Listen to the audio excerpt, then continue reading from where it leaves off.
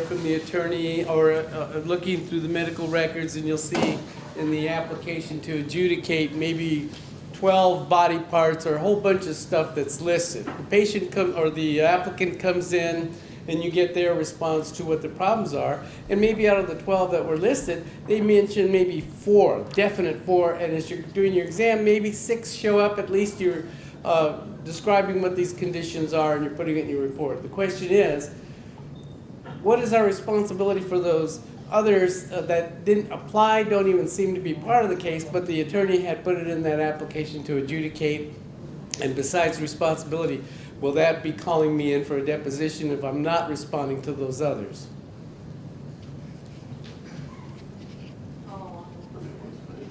I think it's astute that you noticed that.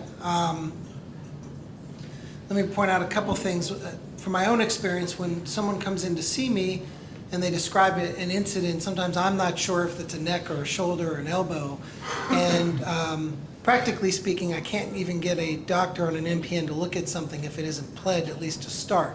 So sometimes we end up over pleading the case, and then it boils down to be just the neck, for example. So I would, in response to your question, I would say 2 things. One, you can acknowledge what you saw in the application. Down the road, now you're looking at the advocacy letter or the letter from the parties. It should say, we try to have it say, what's accepted, what's in dispute. If my client is still complaining about things that have been denied, I will usually put in the letter, and please also evaluate and address these parts that have been denied and advise if you find injury. So I would look to the letter next to C. And then I think in summary, to prevent maybe a needless deposition, you can acknowledge what you saw in the application, what you saw in the letter, what you saw in your examination, and these are your conclusions. And I would, talk about all 3. Anything to add, Jody? Not much to add, except for that, yes, you need to pay attention to the advocacy letters. And because each of those parts of body I have to deal with at some point down the line. Because although they're pled, when we go down to settle it, it's going to be based on your opinion as to whether or not they actually sustained an injury to those parts of body. So the manner in which we settle, for instance, if it's a compromise and release, we put in all the parts of body, but there's an alternative way of settling workers' compensation cases, which is called a stipulated award, where we actually have to identify the parts of body for which you're going to have future medical care. But we also have to indicate, if you didn't find injury to certain parts of body, that we would be dismissing those parts of body. So every part of body needs to be addressed by the medical practitioner, the medical legal evaluator, and needs to be eventually addressed by us in the long run. I would add 2 things. Jody, when she spoke, made mention of the importance of the applicant's deposition. In preparing my client, I try to get them to be sure to describe everything in the deposition that still bothers them, and the defense attorney, a good one, will make sure to clarify what are the parts of body they're still having issues with at that time. So that's just another resource to seek clarity. I try to plead the cases pretty specific, but you might get a pleading that just says upper extremities. And it's going to be on you to figure out what that means. So thank you. I try not to do that because it doesn't really do anybody any good. And I want to be more clear, more concise than something broad. If I really don't know what the heck's going on, sometimes I have to plead it that way, and I'll let the doctors figure it out because that's what we need them to do. Any other questions? I have a bunch. There's a 4th suit. Start with 1. Yeah. Dr. Cocciarella, first, the DRE Category 3 lumbar spine. I got deposed on this actually this week, and they wanted to say, does an injection count as surgery? No. No? Okay. That was simple enough. And then on page 427 of the guides, figure 1519, where they break up each segment of the spine into percentages. What's the application of that? I know what you're referring to. Actually, I don't know if you've got a copy of the book here. I could see easily. You need to... Yeah, that'd be great. And the only reason I ask is because I literally got deposed. What is Dr. Cocciarella's opinion of the reason for this? I was like, I'm not sure. Maybe you should ask her.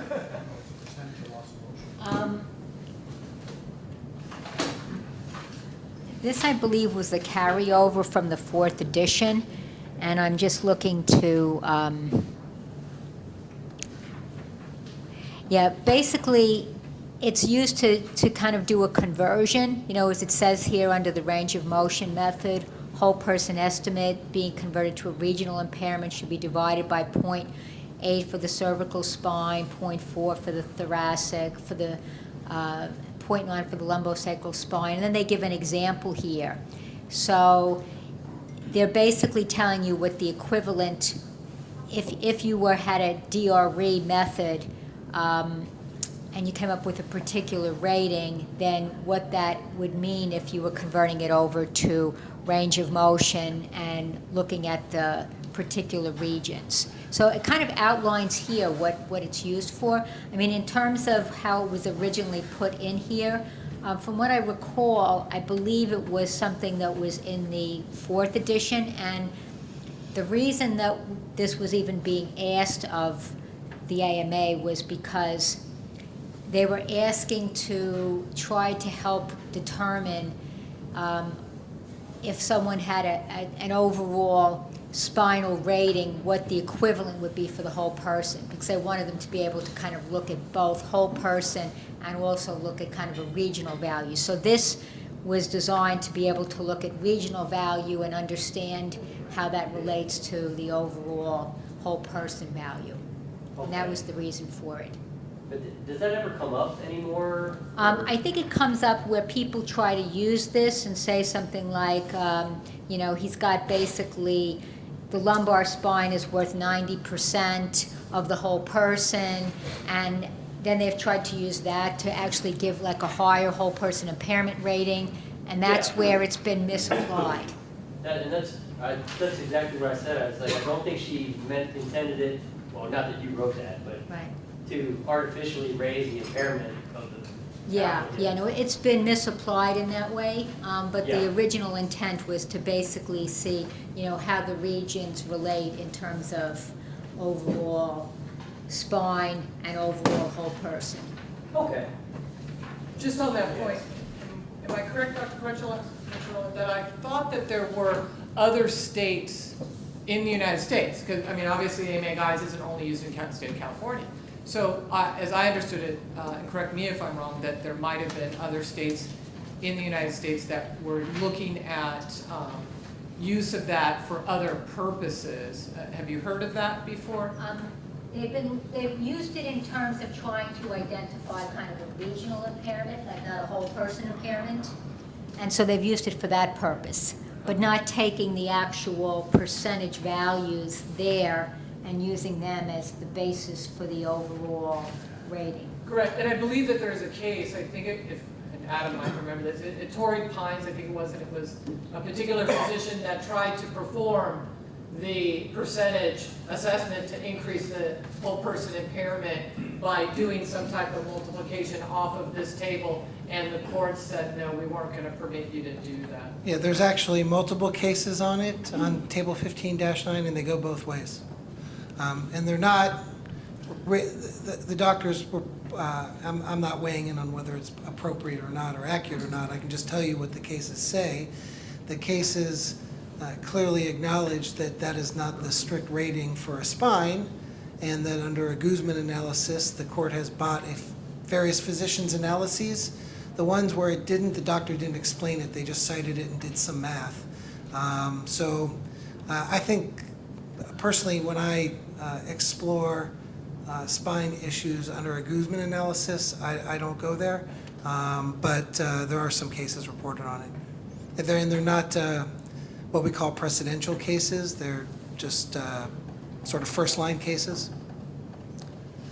Right, so I guess just to summarize, in answer to your question, if they were to ask me why that was here, basically it's here because this would enable you to take a whole person impairment and convert it into a regional spine impairment if that was requested. But that's not how things are done in California, but it is how things are done in other states. Okay, that makes sense. Any other question? For the next question? Yes. So if you have multiple disc bulges, protrusions in the lumbar spine, and the patient has subjective symptoms of radiculopathy, but there are absolutely no objective findings, EMG, NCV, sensation, motor strength, reflex, everything's normal. You're stuck with DRE 2. In the cervical spine, from my reading, it's been pointed out that for the same circumstance, you can push it to DRE 3. Is that correct or not? And they're doing that on, let's get to the action table. Page 392. May I borrow while she's looking to answer that question specifically,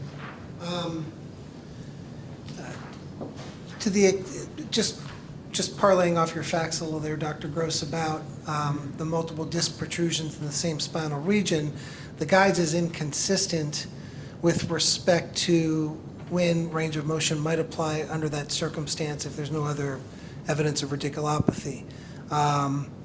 Because there's language on that page that seems to suggest you have to have more than that, and others it says you don't. Again, I can just talk about reported cases. What you got there? Oh, come on up. Oh, did you, your point, okay. There are reported cases that accept a broader applicability of range of motion versus DRE when there are multiple disc protrusions in the same spinal region without some of the other elements. That wasn't exactly your question, but I like the facts, so I took it where I wanted to go with it. Yeah, you know, I would still be putting that person under DRE 2. I'm not sure under what criteria they were actually putting them under DRE 3. Do you know for cervical? No, but I did propose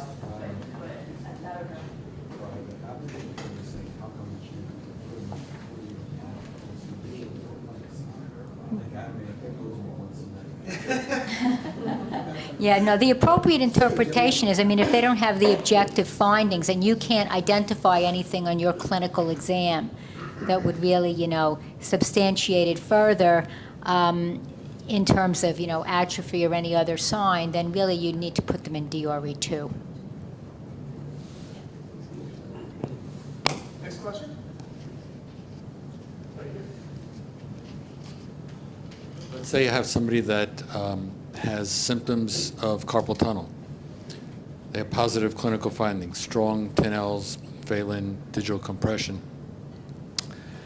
But their NCV studies are normal, and they have 2-point discrimination that's normal. And let's say they can't work because they just can't handle the pain associated with it. What impairment can you give them?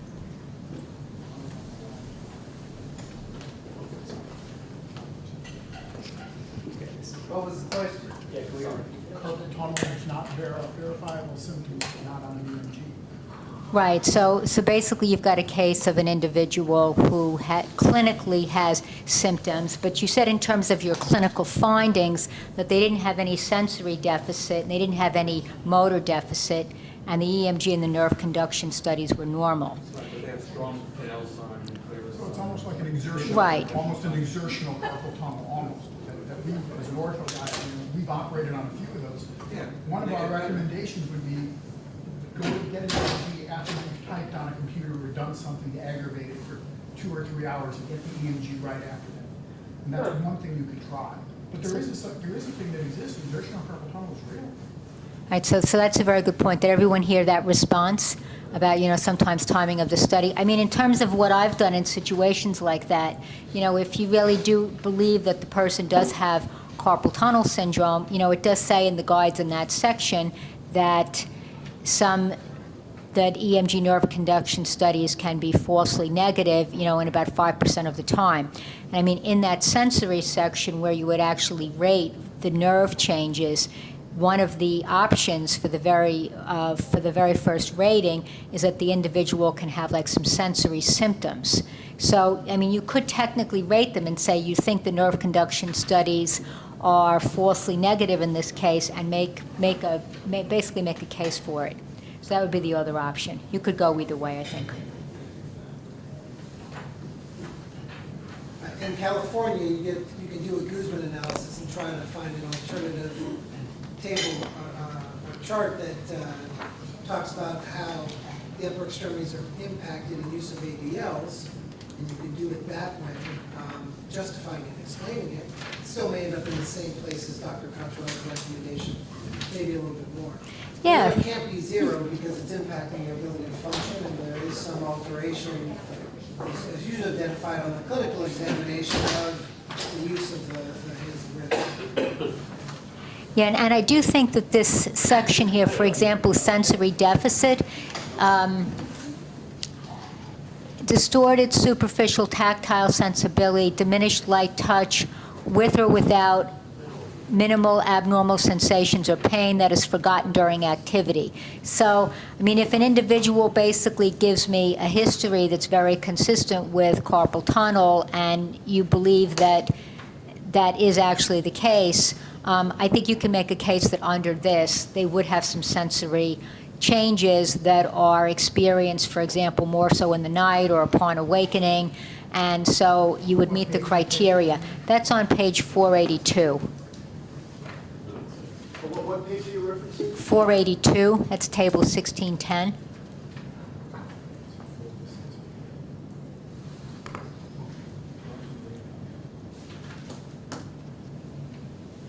There was one case I wanted to talk, I don't know if there's another question out there, but if I could, there was a case I meant to mention in my presentation that might come up on deposition more recently. It's an offshoot of the Guzman. It's called the Kite case. I'll talk about it in a second. I want to follow up on a statement that Jody made, because I couldn't rudely interrupt her from the audience until the end, just about the Alvarez-Guzman. It's really the Guzman.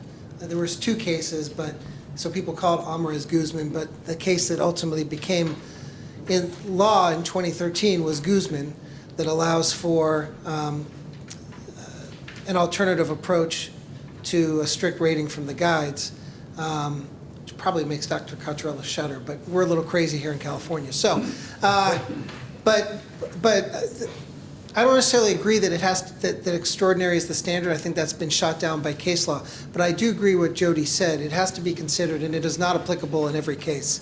In most of my cases, Guzman analysis is not applicable, and the guides in and of themselves are sufficient. But one of the offshoots from Guzman, and physicians don't necessarily recognize this because they don't deal in this part of the playground, is that once you give us the impairment rating, it's adjusted by California law based on age, occupation, and the 1.4 modifier. And the Guzman case says that we can rebut any part of that rating string, which includes the combined values chart. And so the Kite case stands. Has anyone been questioned about the Kite case? One. Anybody written about the Kite case that hasn't been questioned about it? Anybody see it in an advocacy letter and be like, what are they talking about? Okay. So the Kite case, the proposition is pretty simple. It is an extension of the Guzman analysis. It says that in some cases, essentially if there's a synergistic effect between multiple disabilities, that the doctor could explain how and why the disability should be added at the end of our rating string instead of combined. So 2 10s combined is an 18, 2 10s added is a 20, to give you an example.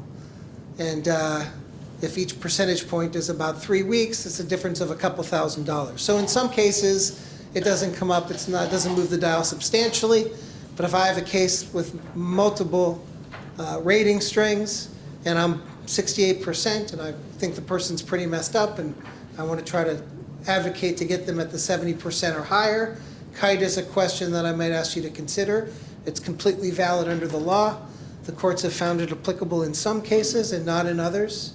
And more often than not, it comes up in the context of, I see it mostly in extremity cases, on occasion if there's multiple spinal regions that are affected. And in some cases, I've had non-orthopedic examiners talk about adding the disability because of multiple specialties, psychiatry, internal medicine, and orthopedics, because the person's functioning is so impaired. Last point I'll make on this, again, often it comes down to money. That's the issue that we're fighting at when we're trying to resolve when we get to the point of the impairment analysis and the rating string, is that the combined values chart, which was directly incorporated, except for a typo, in the 2005 rating schedule, makes it near impossible with a strict rating of the guides to get to 100%. Impossible. I can think of one example. If you are rated 85% for being wheelchair dependent, times 1.4, you're 100%. You could have 20 different rating strings, a 10, a 20, a 40, a 30, a 20. They're all going to combine to 86. I mean, it's just impossible. And oftentimes, those are the most significantly, an injury to anyone is important and it affects their life, whether it be a pinky to multiple problems. But there are people that have significant multiple disabilities, and that's where the law fails them. That's where the legislature failed them by not being more considerate or affording other exceptions when the combined values chart impacts that person getting the full extent of their permanent and total disability. And the last thing I'll say, again, because it is money, someone at 99% who's 55 years old and is a maximum earner, the case value might be somewhere in the range of $500,000. Someone who is 55 years old and is permanently and totally disabled, it's probably 3 times that amount. So the stakes are big. Thank you. I have a question I'll read here. This is about a case. So an applicant has a continuous trauma injury. They're injured as a food service worker, and it involves several body parts, including the neck and low back. The worker has a prior award from 5 years earlier with a compromise and released, and it lists the award, but doesn't list a final report. It does not list the MMI status. It doesn't list any impairment ratings for the neck or the low back. What are your suggestions for apportionment of the current injury? Anybody want to read that? Got it? Unfortunately, this is a lot more common than I'd like to say, because I don't know about you, but I'll go back and I'll ask for the pre-existing records, I'll ask for the prior case settlement, I'll ask for the prior medical records, and I don't understand why we can't get them. Maybe the attorneys can address why we can't get them. But these are records that should be accessible, that were available within the last 4 or 5 years even, or even on a prior case.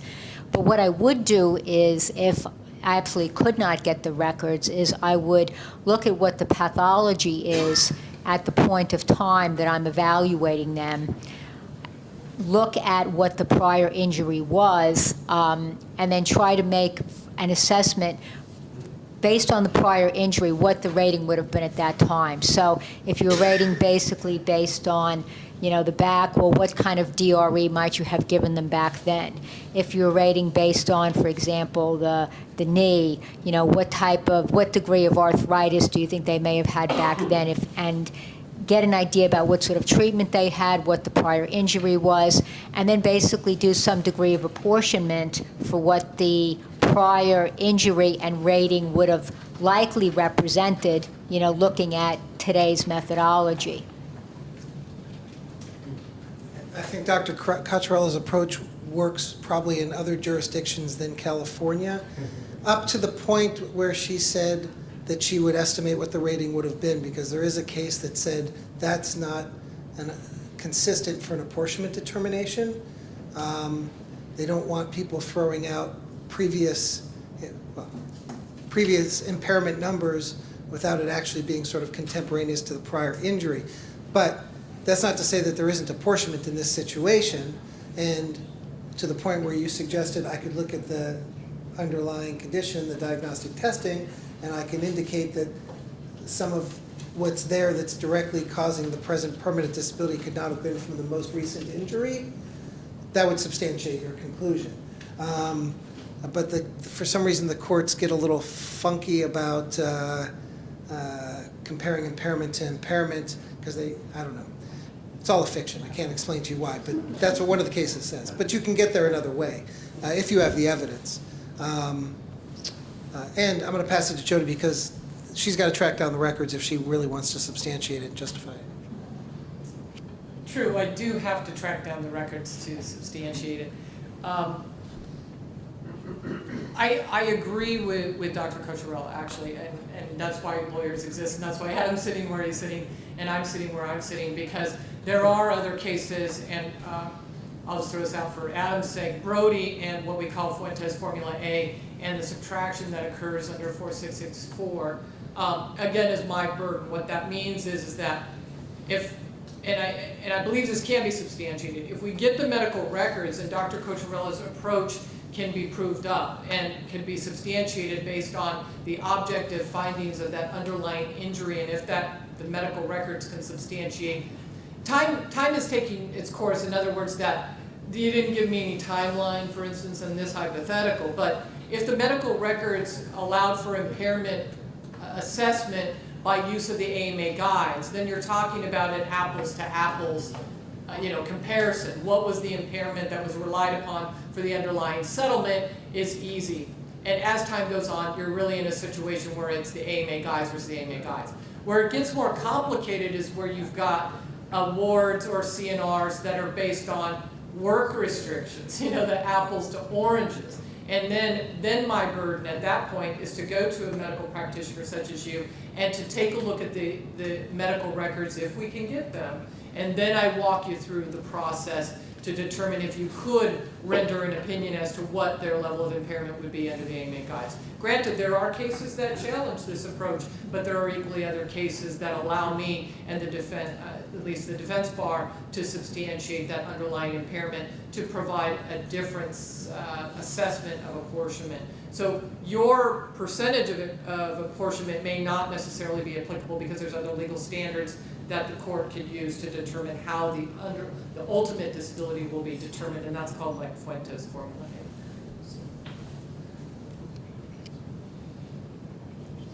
So would it satisfy both the sides if, for example, the approach would be to assess, for example, the lumbar spine and look at what the pathology was like and what the symptoms and disability were like at the time of the original injury based on what the claimants told you, and then look at what the, for example, knee findings were likely have been based on what the claimant tells you the injury was, and then trying to basically say, okay, well, given the natural history of those conditions and their progression over time, and then a subsequent injury, I'm going to apportion, say, 40 or 50% to the initial injury because of the likelihood of arthritis and progressive arthritis, and then 50% to the new injury, or whatever percentage you decide to use.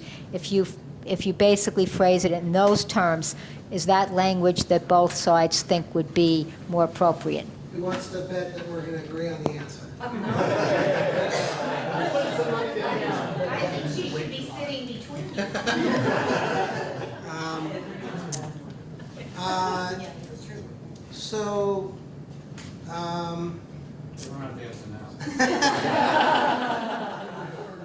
You're on a path of analysis and you're giving your medical opinion.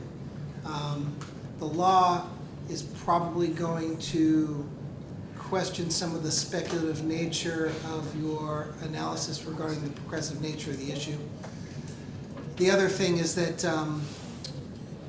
since the guides weigh so heavily on ADL impacts, in the law, on the flip side, doesn't believe one can rehabilitate themselves from a previous disability, whether it be under 464 or 4663 probably.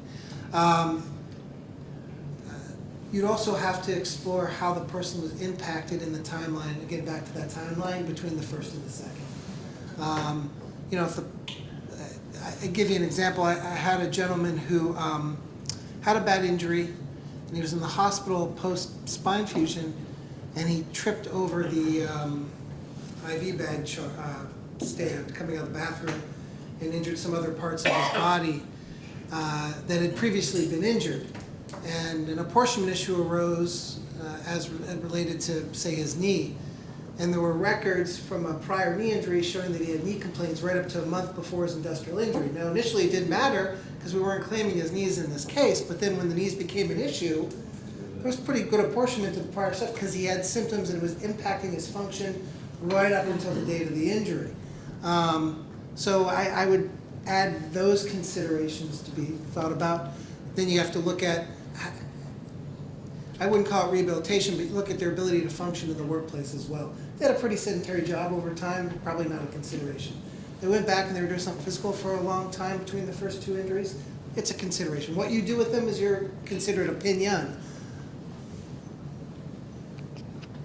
I would say that you're definitely on the path to bolstering your opinion. I mean, based on your clinical judgment and your expertise in an evaluation of the individual's objective findings, potentially from diagnostic studies, would be able to substantiate your opinion for the apportionment. Because again, the way that the law is written now, my clients are only responsible for that percentage of permanent disability that was directly caused by the current injury. Now granted, I think we all agree that there is a certain level of speculation when it comes to apportionment. The judges, I think, even accept that as well. Where they're discounting your opinions is when it's conclusory. So if it can be bolstered in the manner in which you're describing, based on earlier medical reports and the pathology, and you can describe the medically supported, studies regarding the progression of certain underlying pathologies, then I think that that's something that I can argue to a judge that would be reliable as substantial medical evidence. Any other?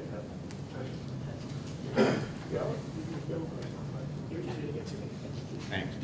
When you were talking about using the combined values charts or adding them, where does 4662 come into this?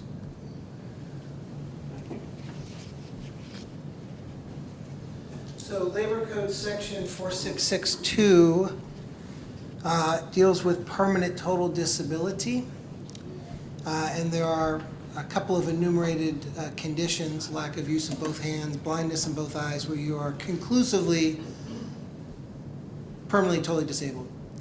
And then there's a subsection, B, that talks about in all other cases according to the fact, which I think you're referring to, correct? I deal with a lot of brain injuries. Yeah. That comes up.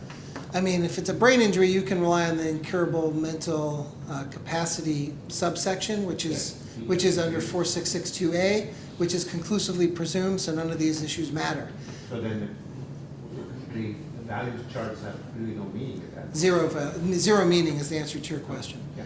And I just read a report this morning, because why not work? I'm working Saturday anyways, why not, right? Have a gentleman who had a stroke, a firefighter, and the neurologist initially weighed in and asked that his speech be evaluated by a speech therapist. And they did that, came back, and he has significant speech impairment, which emanates from the brain result of the stroke. So in his supplemental report, he said, I'm now reconsidering my conclusion. I do believe he qualifies for the conclusively presumed permanent total disability under 4662. Prior to that, I had scheduled his deposition, and I was going to question him about kite, because despite all of the multiple disabilities, this firefighter who has paralysis on one side, can't find words, and has a number of other consequences from the stroke, it still didn't equal 100% under the combined values chart. He's going to likely just get over, maybe over 70. Yeah, yeah. If you use the, in fact, in chapter 13, at the beginning, it says you have to take the worst impairment, and that's the one that you use. Correct. And that's totally ridiculous, because in the nervous system, each one stands by itself. True, and So that is, would be a very low impairment. in chapter 13, that's where Guzman can kind of come and sort of be really applicable in those cases. Because to me, the question is very simple. It's twofold. The point you made, does this other impairing factor, is it separate and distinct from the other element? Yes. And in this particular case, is it impairing the individual specifically in a different manner? Yes. So it wouldn't be accurate then to not include all of the impairing factors if you're assessing this person, correct? So again, these are big injuries, extraordinary circumstances, not applicable in every case. But the simple answer is, if it's conclusively presumed to be permanent totally disabled, the combined values chart is irrelevant.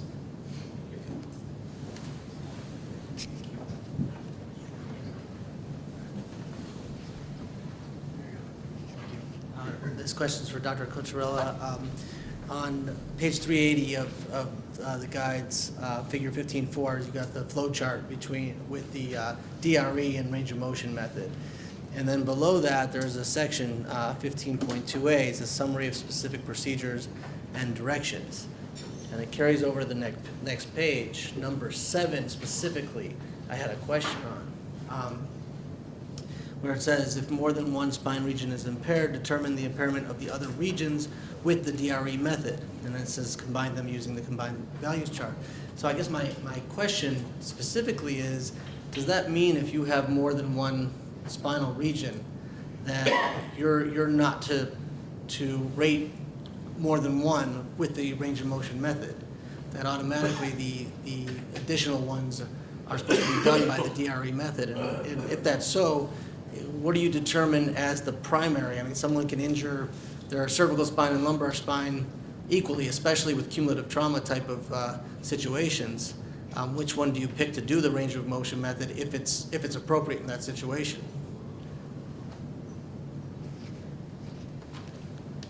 Not the doctor, but I have an opinion on it. That's a really interesting question. In fact, I've never heard it before. I've heard it come up in deposition.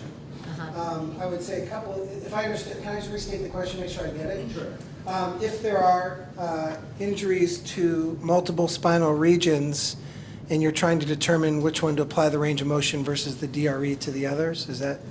That's part. I was looking at a different. Yeah, no, that's So, part of the question. that's part of it, yeah. I mean, That's part of the question. I think you're asking if they have a legitimate, which I think it's, well, maybe it's not that rare, but if they have a legitimate range of motion injury, say to the lumbar region, and they also have a legitimate range of motion injury to the cervical region, then under those circumstances, the way it's read here, it's basically implying or stating that you would use the DRE method for one of those and the range of motion for the other. But I think actually it would be more appropriate to use the range of motion for both, assuming both actually qualify for a range of motion analysis. I mean, I think because the guides say that, you can, if you can't use the DRE, then use the range of motion. I think in that case, you could make a very good argument and say, what both of these have multiple injuries within that unique spinal region.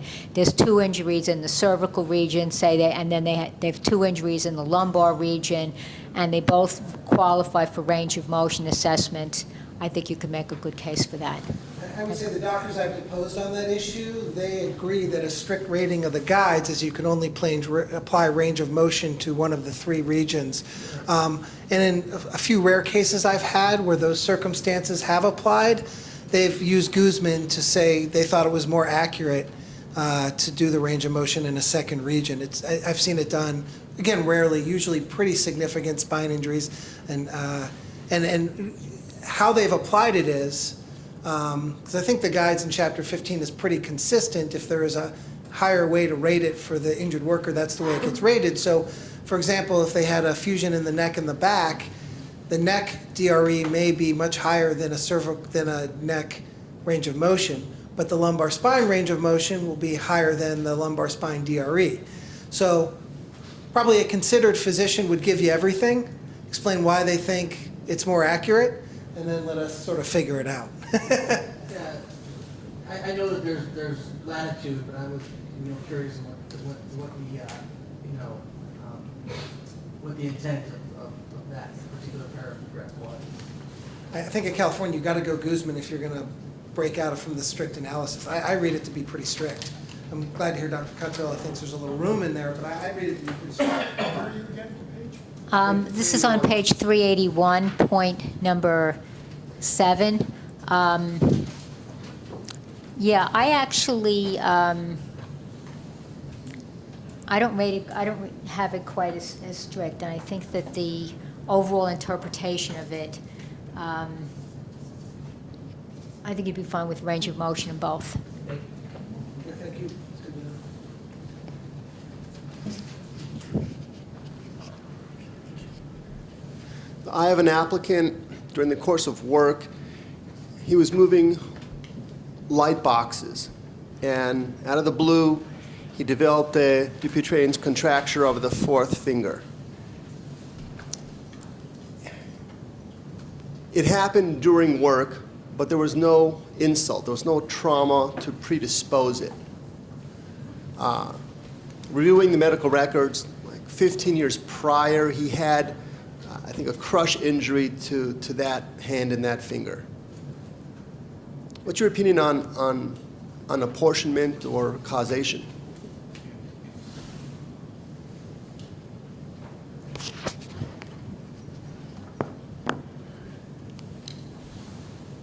So addressing causation first, I think that in addition, I think that his work, from the little bit that you've described, could be certainly a contributor to like a constrictive tenosynovitis or to some type of triggering if there was some repetitive, finger flexion work. And I'm wondering whether the person has some underlying conditions like hyperglycemia or prediabetes or something that basically is predisposing them to that.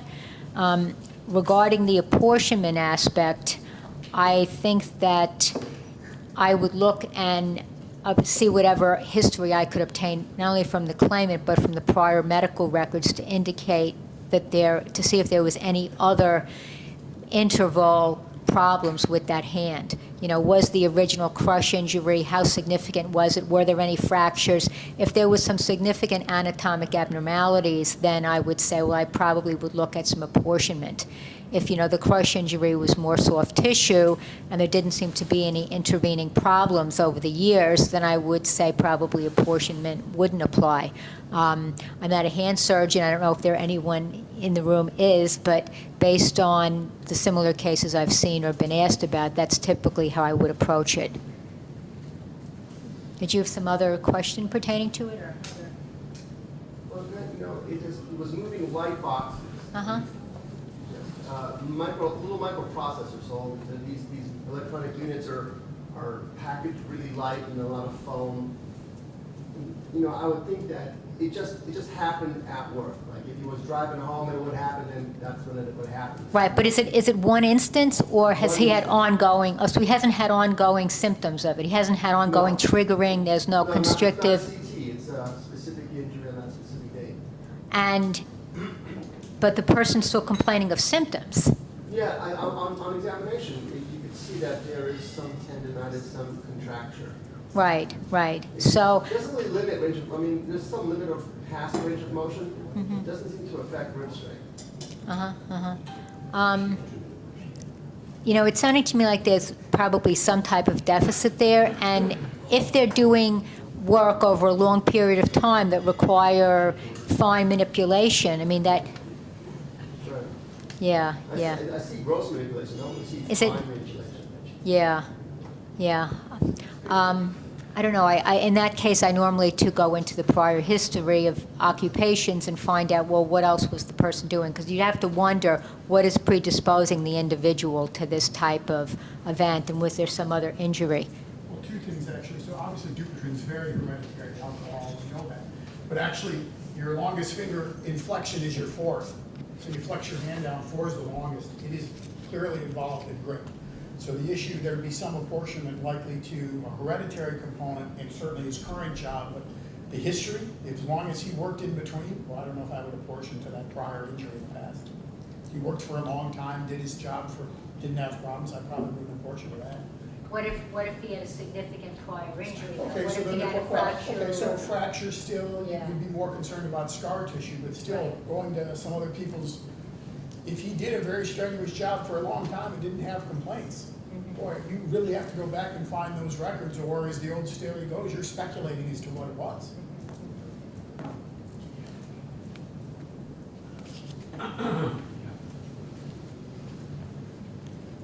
Any other questions? Yeah. Sorry, I got a couple really simple procedural questions, which I thought I was comfortable with, and now they've been coming up, but I've been having a lot of advocacy letters that want me to send my reports to the WCAB, even though it's a represented worker, and I had never really done that before. And I feel like it's just the attorney being lazy. They don't want to print it and post it. I don't know. There was an old regulation that mandated it. It doesn't exist anymore, I don't believe, so you can disregard it. Okay, I thought am I right that if it's permanent stationary, we should send it to the WCAB? No, I think if they're unrepresented, you have to send it to them. Unrepresented, yes. Correct. but If it's this is- represented, you can send it to the parties. Frankly, the workers' comp board is understaffed and they don't want extra paper. Okay. Yeah. Issue on temporary disability that came up in a deposition. I saw the patient as a Q.M.E. approximately a year after he was released. And when I did his temporary disability period, I said that it ended when I saw him. The attorney argued that it ended when the PTP released him and said PNS, and I said, well, that's a good point. Yes, that would be true. Am I correct in that? It's whoever says it first, right? No, it's not who says it first, it's what your opinion is as to what Okay. it is. Although I would say in a lot of cases, it's pretty common to just concur with the treater because it makes sense. Yeah. Although there are some circumstances where it may not, and we can come up with a bunch of them, but I think you just need to think about it. I think from my perspective, the thing that drives me kind of nuts is the doctors will comment on, well, typically, there'd be TTD, post-surgery to the shoulder, 6 weeks, and then 6 weeks of temporary partial disability, and by then they could go back to regular work if the person was off work for 8 months because they couldn't get the stuff authorized. And there's all these other reasons, maybe in this particular case, the person had a frozen shoulder, whatever it was. And then it just creates a dispute with us, even though there's some case law that says that you can't make a retroactive determination. But what helps the parties on that issue is if it makes sense and it's the treater and the person's back to work, that's probably a good idea. And if there's some other circumstances that would require a different opinion, offer yours. Okay, yeah. Yeah. Sorry, one more. I was always under the impression that we were never allowed to review records that the applicant brought to us directly. And now all of a sudden, they're bringing them in and they're saying, our attorney told us, bring everything and show the Q.M.E. Yeah, exactly. And I'm sitting there like, I can't look at it, give it to your attorney. And I just want to make sure that that hadn't changed because this just happened a few times in a row It has not recently. changed, you are Okay. correct. All right, just want to make sure. Thank But you. some doctors will, Unrepresented. no, even unrepresented, they have to share the documents with the other Yeah, side. you have to disclose it. What if they're bringing in the actual MRI or a picture of the x-ray and you already have the report? Can you look at the picture? If I'm the doctor, yeah, I look at the picture and I just deal with it because it makes sense. I mean, technically speaking, probably not, but I don't think anyone cares about that. From the defense perspective, I wouldn't have a problem with that. I mean, why would I object to a physician actually reviewing a diagnostic study? It makes me look like an idiot. Yeah, I had a question on instances where an applicant will actually bring a picture of their work environment, which I know that we're not supposed to be looking at. And I will say to them, does your attorney know about this? Yes, the attorney knows. Ask them, I'd like to get a copy of that, I'd like to have it entered, I'd like to get a picture of that. Never get the picture. And so I'm wondering, is that something that then I can request in the report? Yeah, I mean, I would tell you to disclose, say, the applicant presented with documentation. I did not review it because it was unclear to me, because it didn't appear to me that it had been agreed upon by both sides. However, I'm ready and willing and available to look at this additional information. The applicant told me it was a picture of their work, and I think that would be of benefit to me to review. So I asked the parties to agree, and if they want me to do it, I can do it by way of a supplemental report. So you can acknowledge it. I mean, because really we both want you to get to the, whatever information you need to make the best result. I don't have a problem with. I have a problem if by chance you may have glanced at it, you thought it might have been significant, you render an opinion, and I agree with that, and you do need to disclose that information. But if it's something that I might know about and I would have objected had I known or been provided sufficient notice by the other side, because we do have to provide each other notice of information that we intend to submit to you, and we have the right to object to non-medical. So you're referring to a non-medical document. What if I happen to know that there's a particular document that somebody was circulating that is not an accurate depiction of the workplace. And you've rendered your opinion on it, and I would have had, and you said, but I want to get this because I'm not certain that the parties know that I've been presented with that. I might very well object and say, it appears, Dr. Cocciarella, that you've relied on something that we might question, you know, and its authenticity and reliability, and therefore, because you reviewed it and it was ex parte, I'm going to ask if your report is stricken in your opinion, and I have to go get a new PQ.M.E. So, yes, you need to disclose it, but I would just be very hesitant to actually render any of your opinions on something because you have no idea of the reliability of that document, especially when it's non-medical.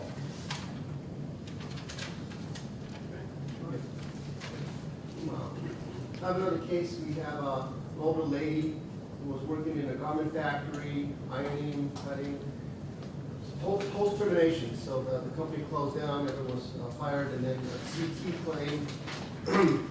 On examination, I'm finding that she has inflammation of the distal joints, and I'm suspecting some sort of rheumatoid arthritis. Prior medical show some sort of thyroid issue. And so I'm recommending that she goes and gets lab test, rule in or rule out that. Assuming that it does come back with some sort of rheumatoid arthritis, what's your opinion on causation and apportionment? So, I had another case, a little bit more strenuous perhaps than that one, but of a tree trimmer who had rheumatoid arthritis and who also had osteoarthritis. And so I think that, I mean, certainly those two coexist. It's an interesting scenario because you can rate the osteoarthritis as possibly work-related, assuming they were doing a lot of cumulative trauma with their hands, and assuming also that they were more predisposed to arthritic changes because of their underlying inflammatory arthritis. So in the one case that I saw with the tree trimmer who had both osteo and rheumatoid arthritis, in that case I actually ended up rating the rheumatoid as industrial. And I did because there was so much trauma that the person had, and there's a significant amount of literature about how trauma can be an accelerator for the development of rheumatoid arthritis. So I think actually those are kind of two different areas, and you know, one can be medical in terms of internal medicine, the other can be occupational in terms of, for instance, the OA. And then I think there's the apportionment issue also takes into account, for instance, the thyroid problem, which is probably a contributor to this as well. And so I would, you know, be apportioning to that. But I think whether or not there was sufficient trauma to indicate that the rheumatoid might be partly industrial is a separate analysis. And I'm not sure if it pertains in that particular case. I thought it did pertain in the case that I was seeing, in which case the person had very significantly heavy trauma as a tree trimmer. But in this case, it's post-termination, so she went and got all these, you know, all these things after, like there's no medical records of any injury while she was there, and then prior medicals, just that are unrelated to work, showed that she has the endocrine disorder, thyroid issue. So, I mean, if the pre-injury medicals don't cite any problems relating to the hands, and they, then the question would be, well, is her case possibly a cumulative trauma case, you know, over time due to basically repetitive fine detail work in terms of the hands? And certainly that type of work can predispose to osteoarthritis. So it may not have anything to do with the rheumatoid arthritis, but it may actually be a contributor to the OA.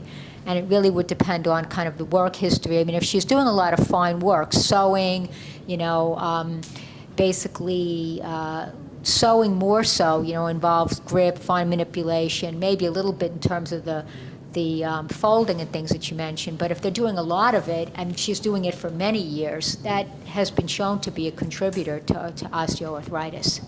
I mean, in terms of the medical literature. You can look up garment workers and see that they're at increased risk for hand arthritis. I mean, one of the things that I do is, I'll look up under the person's occupation, I'll look up under what the mechanism is, and see whether or not any of those are consistent with there being potential occupational causes.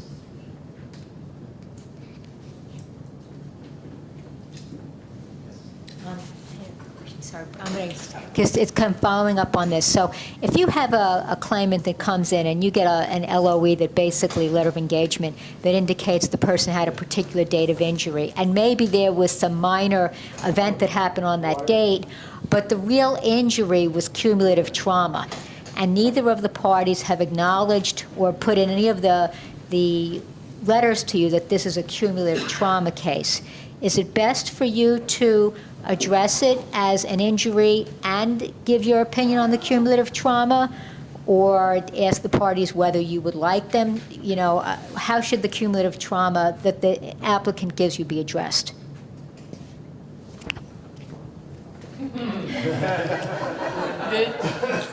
It actually comes up quite a bit under specific circumstances where, before lawyers get involved.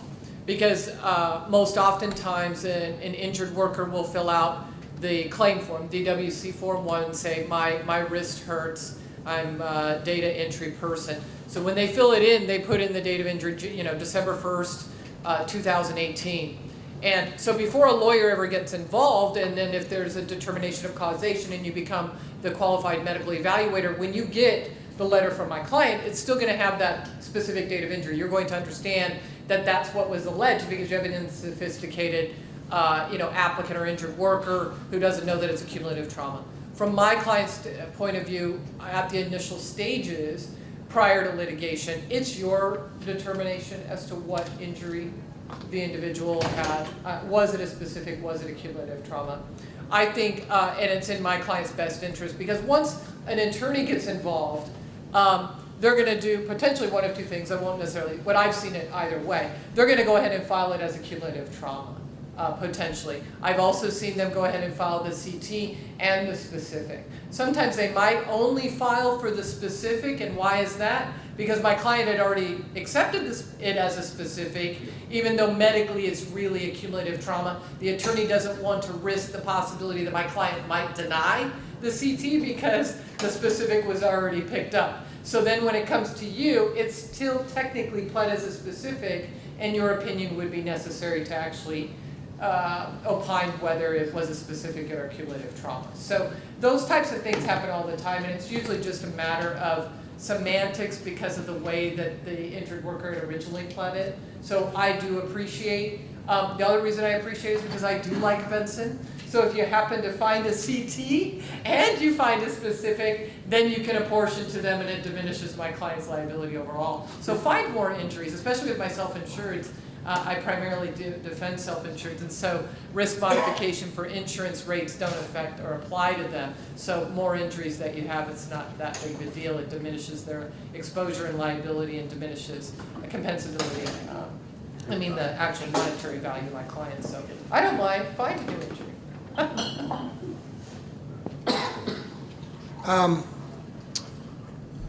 So the statute that gets us to the medical legal evaluator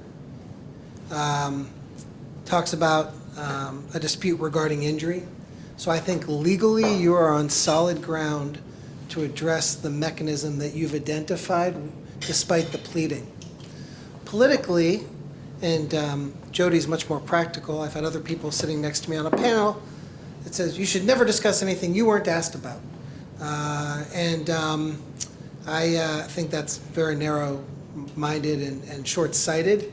So you have to weigh the political impact of the decisions you make and when you report. But legally, it's on absolutely solid footing, in my opinion. From a practical point of view, if the person comes to see me and it's accepted as a specific and I really think it's a CT, I have two options. I will just amend the specific to become a CT right at the onset. Or if I'm a little unclear, I'll try to put a letter in to the doctor that says it was pled as a specific. Put in my argument why I think it might be a CT. Please clarify for us. If you find both, now we're invoking a Benson consideration, and despite Jody's love of that evil case, the exception might apply As long as it's not Adam's case, give him a call. But yeah, you can see how that then takes us to the conversation we had earlier.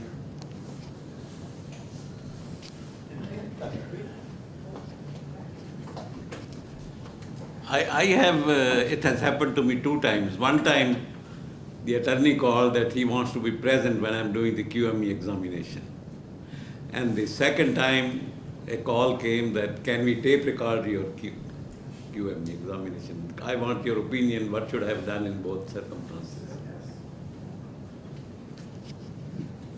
Yes and yes. The attorney is entitled to be present, and they're entitled to record. With He notice. can be No, with present. notice, yeah. Yes. Both are one. Applicant and defense are only applicant. Applicant, I mean, I've never tried to do it as a I've defense. Never seen it as a I've- defense. I've never done it as a defense attorney. I don't think Frankly, they I've never would. looked at it. I don't think they're. I wouldn't want to be there because of the, I would not want to be there as a defense attorney because I wouldn't want to have unduly influenced the physician or intimidated, I mean, am I intimidated? So, yeah, you know, I wouldn't want to impact that. As a defense attorney, I wouldn't even do that. So the applicant attorney is allowed to come? With notice, yes. And they're entitled Who to. has time for that? Exactly. Are they allowed to video record? Video, I think, I don't know about I don't think video. there's I think it's anything, there's nothing in the. The question is, what is the law? What is the law? Is the applicant attorney allowed to come with the patient? Yes, And the tape record, can they allow to tape record? Yes. yes. My only question with that other argument, specific versus CT, I mean, from your standpoint, it really doesn't matter regarding if there's only one apportionment, but one of the issues is if it's a CT, then the amount of time they have to seek treatment isn't that longer. That's one of the real advantages to a CT claiming that versus a specific. No, there's no difference. And so, and from a continuous trauma perspective, if there's no dispute as to the ending date of the CT, the liability goes back 1 year. Okay? So, in some cases, Joey's, if it's not a self-insured, if there could be multiple insurance companies within that year, so they do want a CT to share the liability, right? From my perspective, I just try to keep it simple if I can, but the facts sometimes don't allow that to happen. On a case on deposition, as they went through the deposition, the applicant stated they were in stress, and at that point they broke up, but they came back, and it was stated by the defense that if they were to pursue the stress claim, then they reserve the right to have a second deposition. Now it sounded like a threat to me, and I don't know what that is between the applicant. But the point is the patient or the applicant comes to me and still is expressing that they're under a lot of stress. I don't know to what degree, to what percentage that stress is. It's not for me to claim, it's out of my expertise. So I'm planning on sending that individual out for a psych evaluation, and we make that determination by that specialist. Two things. Number one, when we're agreeing that that's not being pursued on the record or we're going to do it another day, it is really just because there's a whole other line of questioning that are You had invasive. bigger plans. Yeah, exactly. If it's not a pled issue, and you're seeing the person as a Q.M.E., let's say, you have to take a history of all the complaints. You just indicate it's not in your area of expertise, you're deferring it, the parties can figure out what to do with it, as long as it doesn't interfere with dinner. Okay. We just hit our time, so let's give it a round of applause.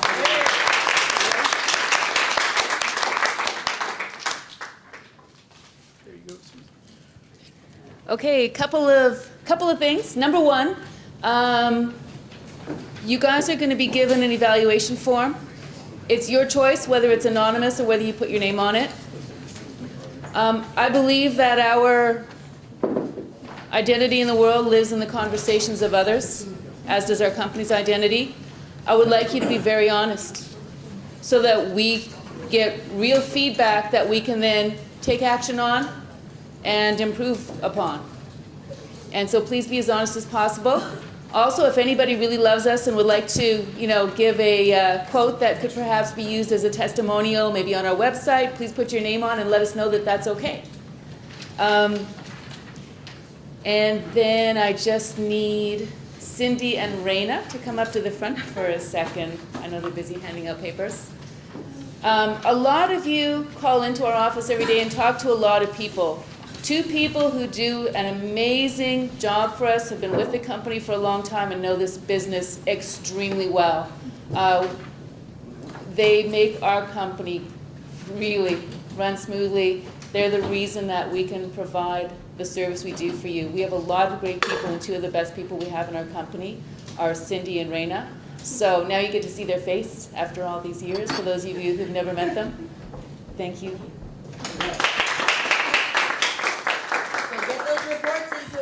That's right.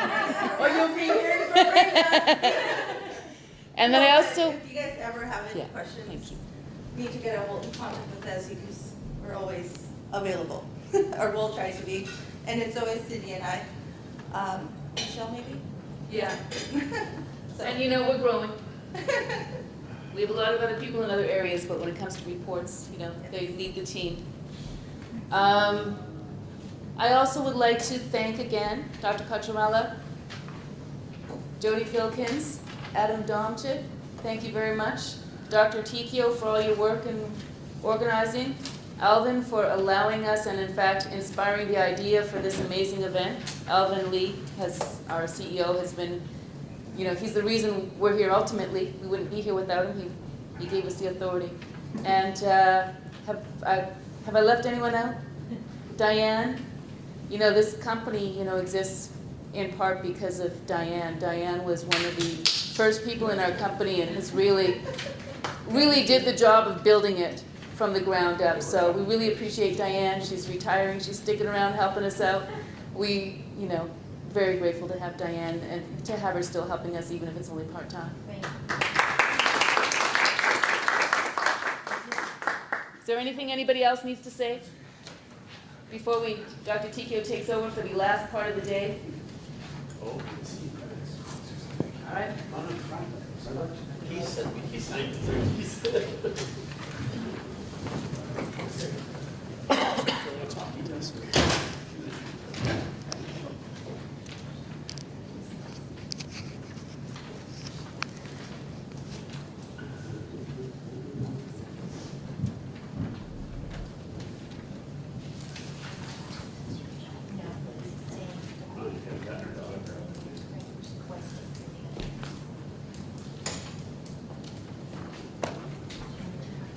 Yeah, that would be great.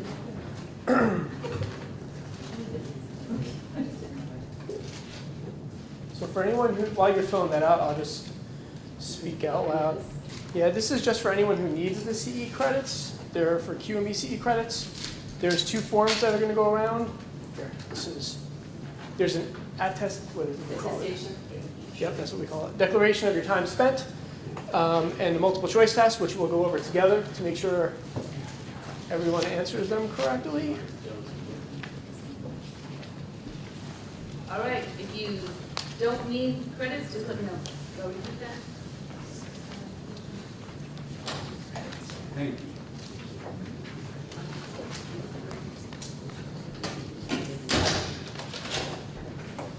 They're up there waiting.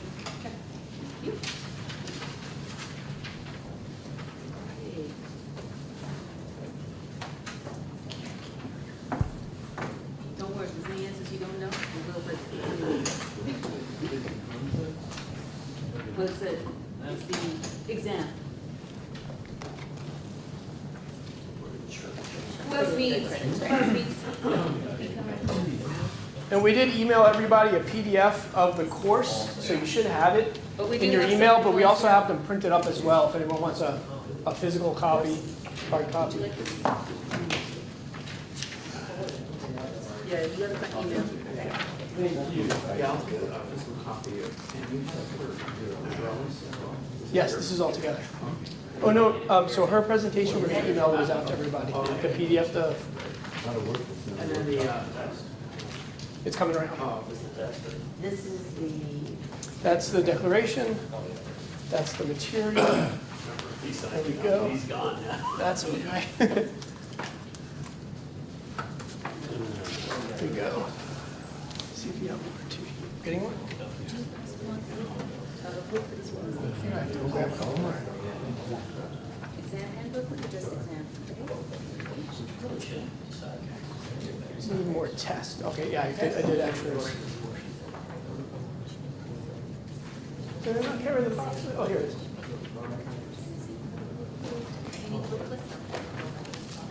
You want to do the front? I'll finish the back. Yeah. Sorry. Go. Oh, here's the computer.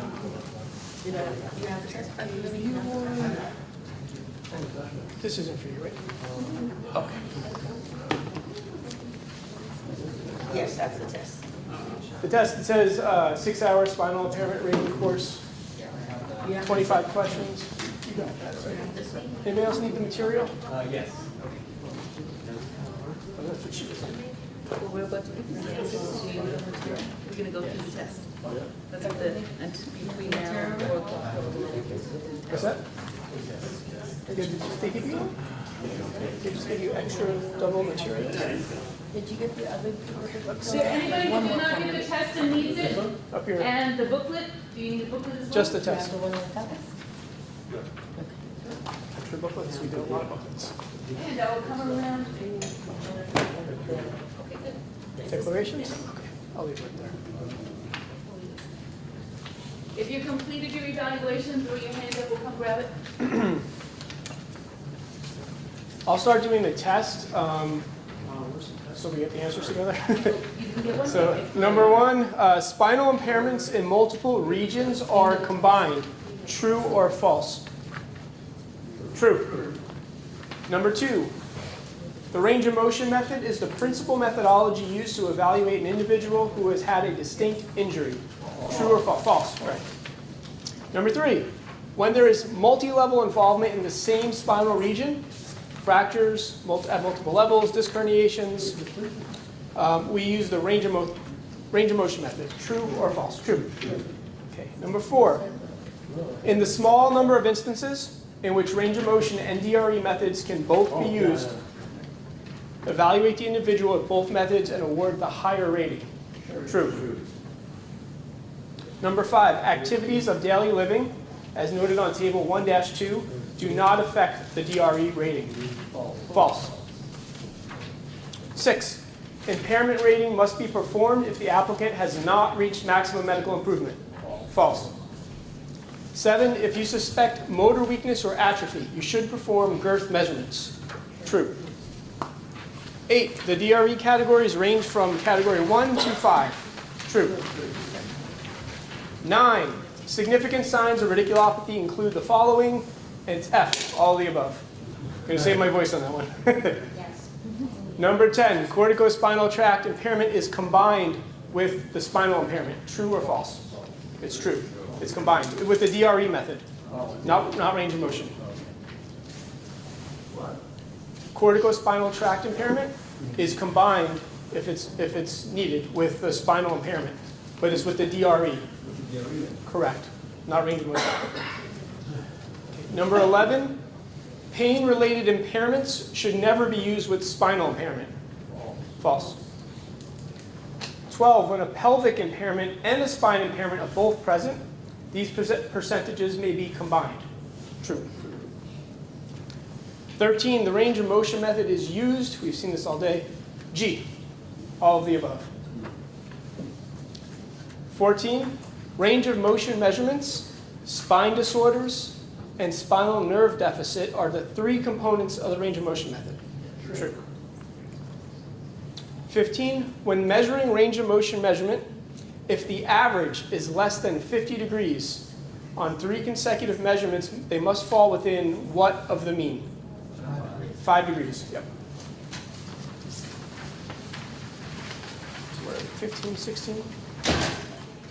When measuring range of motion measurements, if the average is greater than 50 degrees, how many on consecutive measurements they must fall within what percentage of the mean? 3 consecutive measurements, but what percentage of the mean? 10, perfect. That's my mistake, there's an extra dash there. That's typo. It's 3 consecutive measurements, but it must fall within 10% of the. What's that? Well, you didn't ask the question right. You actually answered the question. I gave you the answer to the question. All right. If it helps you. All right, number 17. When converting the nerve root component of the range of motion method to WPI for an upper extremity, we multiply the neurological loss by B, 0.6. Okay, number 18, a painter fell off a ladder and herniated the disc at L3-4. There's pain radiating into the left leg. After a discectomy, pain was no longer present. He has no difficulty with ADLs. Which DRE category is most appropriate? 3, yeah, C, 3. And in the same question above, if the painter had no difficulty with ADLs, would he be rated in the high or low end of the DRE range? The low. Okay. 20, what's that? The low. The low range, B? Okay. 20, a female custodian herniated L4, L5 disc. Following fusion surgery, she still has pain radiating down to her foot. She has difficulty with standing, walking, and sitting. Which DRE category is most appropriate? It's D, 5, because she fits into both 3 and 4. E. D, correct, like dog. And in the above question, would the custodian be rated in the high or low end of the DRE range? High. Okay, number 22. A fruit picker strained his low back and still has pain, but no objective findings and no radicular symptoms. Which category is most appropriate? A. Yeah?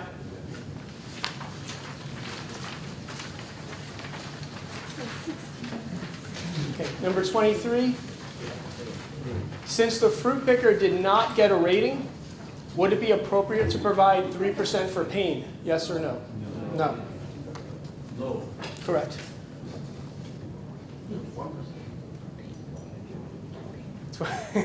24, nerve. What's that? There's no rating. Pain's supposed to be an add-on. You can probably Almaraz Guzman to add it on, but just in the strict sense of it. So 24, nerve root deficit. From table 1515, we see a grade 4 sensory loss of the S1, multiplying by 25%, which is the maximum percentage in this case, by 5% for maximum loss of S1 sensation, which is table 1518. This results in a rating of blank due to sensory loss. And it comes out to 1%. It's basically 0.25 times 0.05 equals 1%. And number 25, using table 15-17, what is the value of a L5 compression fracture of 55%? And that's C, 12%. That's it. Just make sure your information is across the top. A. True. A? Correct. Yep. Make sure you have your information across the top, so this way we know who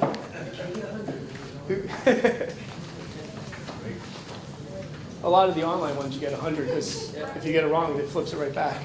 Yeah, so everyone passes. So, all right, just before you leave, make sure we get the declaration and the test, and we're all set. Yes? Will you be emailing the certificates? Yeah, we're going to email the certificates next week. This way you'll have a copy. And, yeah.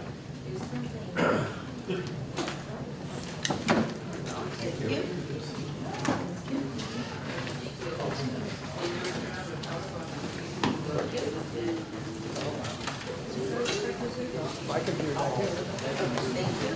I had to log it in.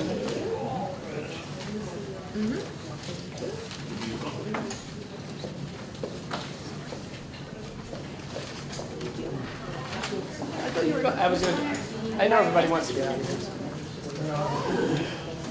I was thinking about these after.